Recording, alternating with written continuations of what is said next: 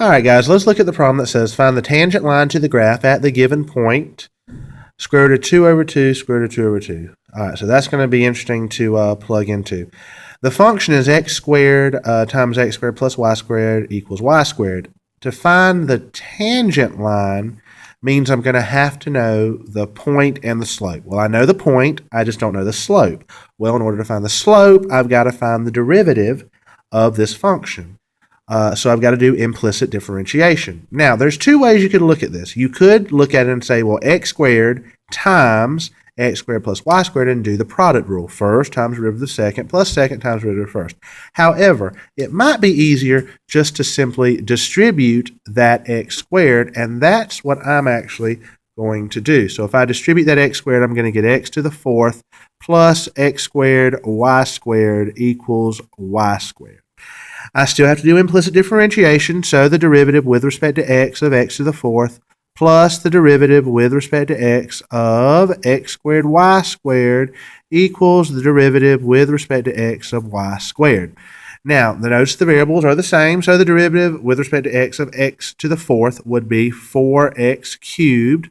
But for this, I don't have a choice. I have to use the product rule because it's x squared times y squared with the derivative with respect to x. So the product rule is first, so plus x squared times derivative of the second, the derivative of y squared with respect to x would be 2y dy over dx plus second, so that would be y squared times derivative of the first, that would be 2x, and then equals to the derivative with respect to x of y squared. They do not match, the variables do not match, so the derivative with respect to x of y squared would be 2y dy over dx. Now that is a lot to take in.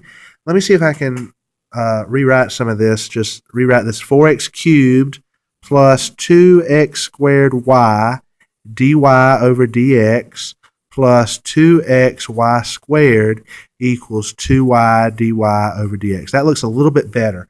Remember, your goal is to get the dy over dx on the left-hand side. So that means I'm going to have to move this to the left-hand side, and then anything without a dy over dx, so this term and this term, both of these need to move to the right-hand side. So we're definitely going to be doing some moving around. So I'm going to have 2x squared y dy over dx minus 2y dy over dx equals negative 4x cubed minus 2xy squared. I want to factor out my GCF, so I'm going to factor out my dy over dx, and that's going to leave 2x squared y minus 2y. And then I want to solve this for the dy over dx, so I'm going to divide by 2x squared y minus 2y, so I'm going to have 2x squared y minus 2y. And so the derivative of y with respect to x is, I noticed that there's a 2 in common, so I could factor out a 2 out of the numerator and the denominator. So I'm just going to reduce everything by 2. So I'm going to have negative 2x cubed minus xy squared over x squared y minus y. And that would be the derivative of the function.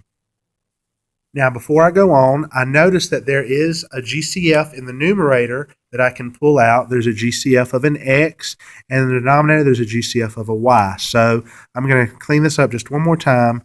Dy over dx is equal to, I'm going to factor out the x, and so that'll leave me negative 2x squared minus y squared in the numerator, and then in the denominator, I'm going to factor out the y, and that'll leave me x squared minus 1 in the denominator. So there's my derivative.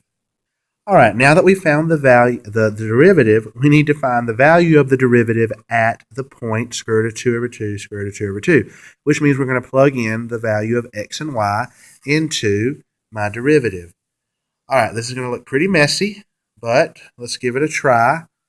I'm going to have x, which is the square root of 2 over 2, open parentheses, negative 2 times the square root of 2 over 2 squared minus the square root of 2 over 2 squared, close parentheses, all over y, the square root of 2 over 2, open parentheses, the square root of 2 over 2 squared minus 1.